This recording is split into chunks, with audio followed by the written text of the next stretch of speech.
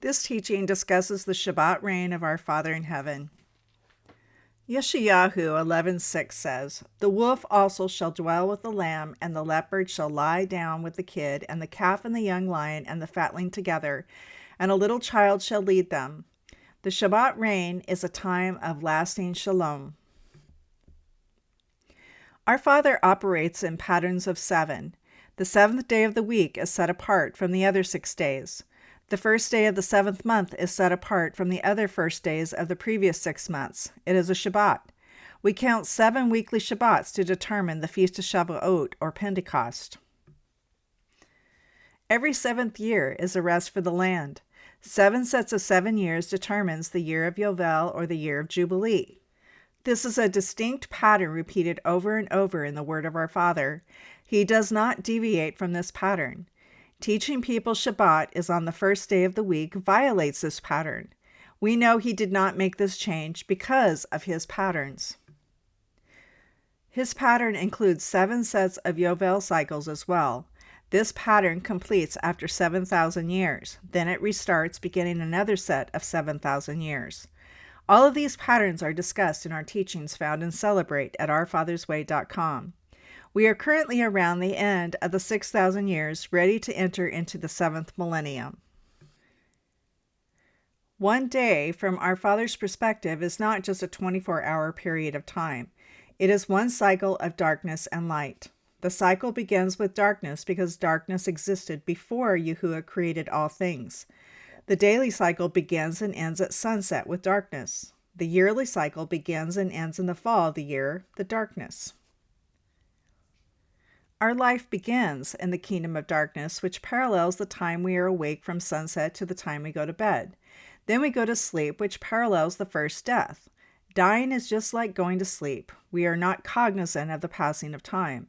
At sunrise, we awaken to a new day. This parallels the resurrection from the first death at sunrise when our Messiah returns and rules the day. We know a day from the perspective of our Father is not restricted to a 24-hour period of time based on the following passage in Bereshit 2:17. "But of the tree of knowledge of good and evil you shall not eat of it, for in the day that you eat thereof you shall surely die." Adam did not die in the 24-hour day when he ate from the forbidden tree. He died at the age of 930 years old. Bereshit 5:5 confirms this. It says, "And all the days that Adam lived were 930 years, and he died." In a 1,000-year period, the first 500 years would represent the darkness, and the last 500 years would represent the light or the day. Adam died during the day of the first 1,000 years. Adam died in the 1,000-year day from the perspective of our Creator. 7 days would be 7,000 years, which completes the Yovel cycles. The 7th day would be a Shabbat. It would be marked by a period of rest. Our Messiah will come at the decline of an empire as darkness approaches. Our Messiah said the following, "Let your loins be girded about, and your lights burning. And when you yourselves like unto men that wait for their Adonai, when he will return from the wedding, that when he comes and knocks, that they may open unto him immediately. Blessed are those servants whom Adonai, when he comes, shall find watching. Verily I say unto you, that he shall gird himself, and make them to sit down to meat, and will come forth and serve them. And if he shall come in the 2nd watch, or in the 3rd watch, and find them so, blessed are those servants. And this know, that if the good man of the house had known what hour the thief would come, he would have watched, and not have suffered his house to be broken through. Be therefore ready also, for the Son of Man comes at an hour when you think not." This is found in Luke 12:35-40. Here are the night watches mentioned in the passage. The first watch is 6 p.m. to 9 p.m. The second watch is 9 p.m. to midnight. The third watch is midnight to 3 a.m. And the fourth watch is 3 a.m. to 6 a.m. If we overlay this pattern on the 1,000-year day, then we can see that we are in the midst of a declining empire.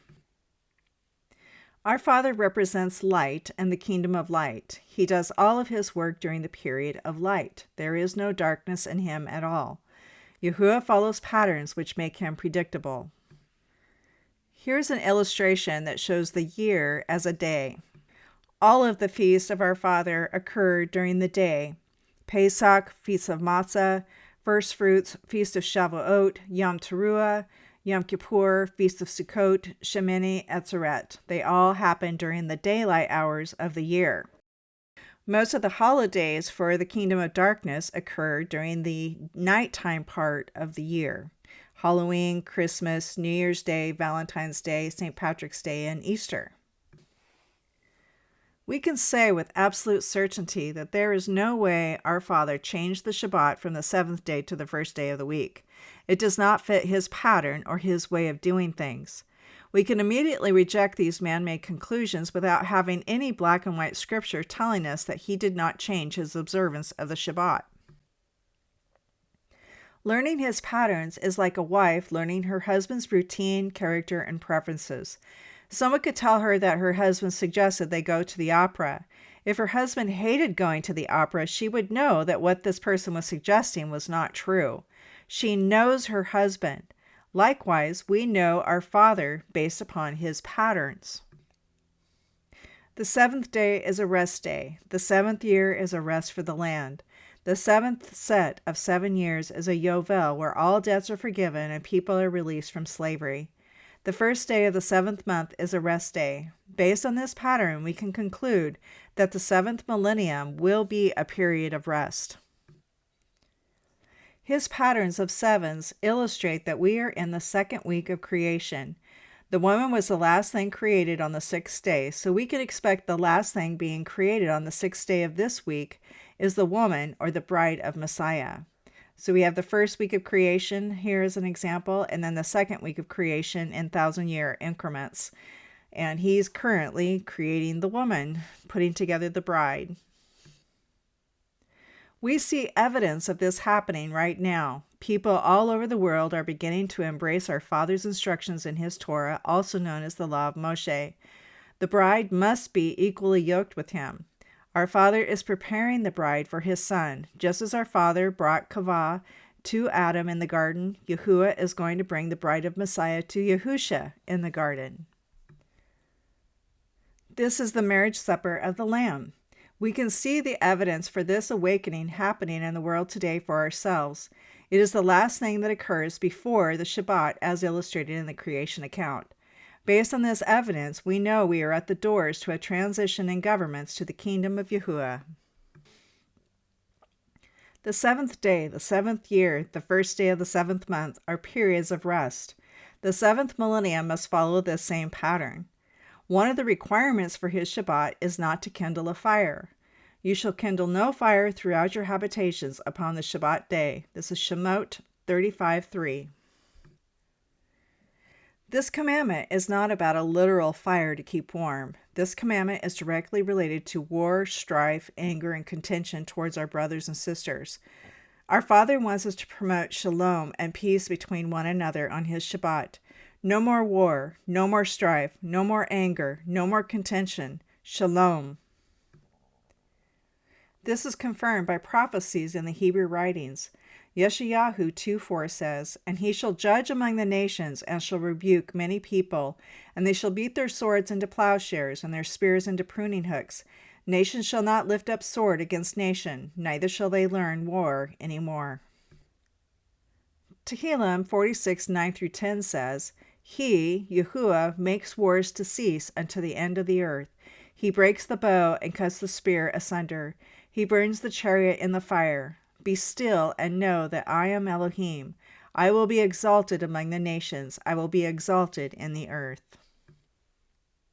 The next one is a messianic prophecy speaking of a Messiah from the line of Yishai, which is Jesse, King David's father. Yeshayahu 11:10 says, "And in that day there shall be a root of Yishai, Jesse, which shall stand for an ensign of the people. To it shall the Gentiles seek, and his rest shall be glorious." His rest truly shall be glorious.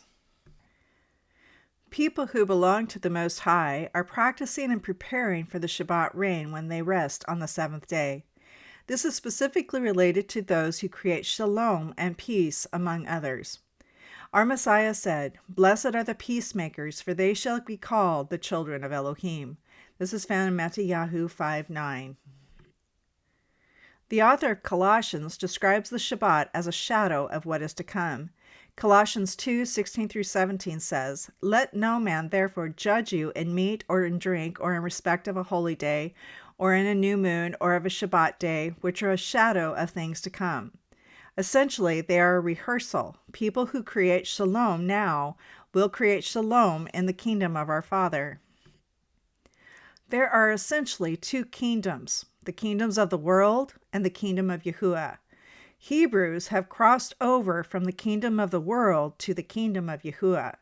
The kingdom of the world are earmarked by people who walk in the ways of the world, and they do not observe the Shabbat on the seventh day. People who are in the kingdom of Yahuwah walk in the ways of Yahuwah, and they observe the Shabbat on the seventh day. In the year of Yovel, or Jubilee, everyone returns to their father's house. Vayikra 25:10 says, "And you shall set apart the 50th year, and proclaim liberty throughout all the land unto the inhabitants thereof. It shall be a Yovel unto you, and you shall return every man unto his possession, and you shall return every man unto his family."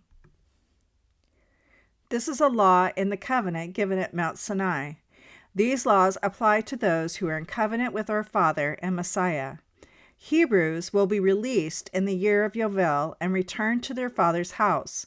The 6,000th year is a year of Yovel. This will be the time Hebrews return to their father's house, which is the Garden of Eden.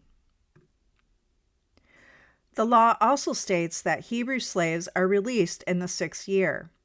Devarim 15:12-13 says, "And if your brother, a Hebrew man or a Hebrew woman, be sold unto you, and serve you 6 years, then in the 7th year you shall let him go free from you. And when you send him out free from you, you shall not let him go away empty." This commandment is observed in Shemot 15:12-13 when the children of Yasharel left Egypt. It says, "And the children of Yasharel did according to the word of Moshe, and they borrowed of the Egyptians jewels of silver and jewels of gold and raiment. And Yahuwah gave the people favor in the sight of the Egyptians, so that they lent unto them such things as they required, and they spoiled the Egyptians. They did not go away empty-handed." The exodus from Egypt occurred in the year of Yovel. They are released from slavery and given their freedom to return to the land given to them by Yahuwah. This will happen again, but will include the resurrection of the Hebrews in the 6th year, or the 6,000th year, if we are following his patterns. This is the first resurrection mentioned in Revelation. Revelation 20:5-6 says, "But the rest of the dead lived not again until the 1,000 years were finished. This is the first resurrection. Blessed and set apart is he that has part in the first resurrection. On such the second death has no power. But they shall be priests of Elohim and of Messiah, and shall reign with him 1,000 years." The kings of this world do not have a year of Yovel. They do not release the enslaved. They do not forgive debts. They place heavy taxes upon their people. They charge high interest rates. They cause the cost of goods to increase. They rob the wealth of their people for their own gain and wars. Yeshayahu 14:17-18 says, "That made the world as a wilderness, and destroyed the cities thereof, that opened not the house of his prisoners. All the kings of the nations, even all of them, lie in glory, every one in his own house." This is characteristic of the kings of the world. Yeshayahu continues, "But you are cast out of your grave like an abominable branch, and as the raiment of those that are slain, thrust through with the sword, that go down to the stones of the pit, as a carcass trodden under feet." This is the outcome for the kings of the world. The kings of the earth do not want people to serve Yahuwah Elohim. They want people to serve them. Therefore, they convince people that our Father's laws are too hard and a curse. They make his laws look bad so that their laws look good. However, they are the ones who are oppressive. The kings of the earth want to stay in power. They lose their power and position if we obey. Devarim 28:1 says, "And it shall come to pass, if you shall hear and obey diligently unto the voice of Yahuwah your Elohim, to observe to do all of his commandments which I command you this day, that Yahuwah your Elohim will set you on high above all nations of the earth." When the house of Yasharel chooses to Shema, hear and obey the voice of Yahuwah Elohim, which is his word, then they will become the kings and queens of the earth. They will replace the current leaders of the earth. This is the transition in governments. The current leaders will be brought low and lose their power and authority. When the house of Yasharel does this, they untie our Father's hands and give him the freedom to establish his government in the earth. He must fulfill his law. When the house of Yasharel decides to embrace all of our Father's laws and obey them, they will be made the head and not the tail of the earth, most assuredly. The earth and its inhabitants need us to rise up. When we do this, the kingdoms of this world become the kingdoms of Yahuwah, forever and ever. People who are preparing themselves for our Messiah's return are learning the laws that will be used to execute justice and righteousness in the earth when this transition occurs. They will be useful vessels to help our Messiah rule and reign over the nations. They are rehearsing for this transition when they apply the ways of our Father to their lives right now. They are showing our Father and Messiah by their actions that they are qualified to help build the kingdom of Yahuwah in the earth. They are passing the test. They are essentially sacrificing the wealth that could be obtained in this brief blip of a life in the kingdom of darkness and making an investment in their eternal life in the kingdom of Yahuwah, which is yet to come. Our Father's Way provides free material to help people be a part of our Messiah's government that will be established in the earth very soon. Our heart's desire is for everyone to be included in the first resurrection, but we understand that it is a free will decision made from one's heart. We are simply providing the evidence as stated in our Father's Word. We are drawing people's attention to his testimony and the testimony provided by our Messiah. This is the truth. All of us have an opportunity to be a part of this great and mighty event about to unfold. If you would like to learn more, please visit us at ourfathersway.com.